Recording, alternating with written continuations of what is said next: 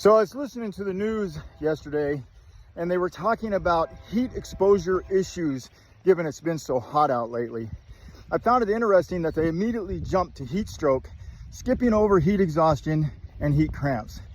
Although it's true, you can go into heat stroke without having a sequential process where you might have cramps and then exhaustion and then heat stroke. I still think that heat cramps and heat exhaustion should be discussed, understood, and realize there are times where these conditions can be sequential, and if you can intervene at the earliest stage, you're going to have a better outcome.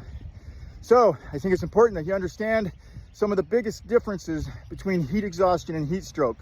Realize first that both of them can have temperatures, with heat exhaustion usually between 102 and 104, heat stroke 105 plus, and also realize that with heat exhaustion, your skin's usually pale, clammy, and you have profuse sweating. With heat stroke, your skin is usually red and dry, and you're not sweating. With both of them, you can have tachycardia or a rapid heart rate. With both of them, confusion. And recognize that with heat stroke, there may be unconsciousness that occurs and maybe even seizures. Both are very serious conditions, and in both cases, you should be transporting these people to the ER for appropriate intervention.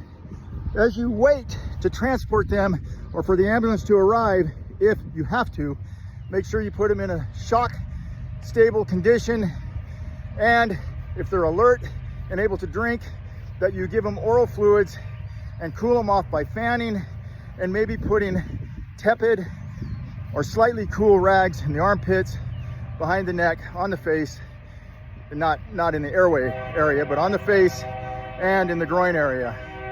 Do not rapidly cool them down by putting them in an icicle crick or something like that, because that can open up a whole bunch of other problems.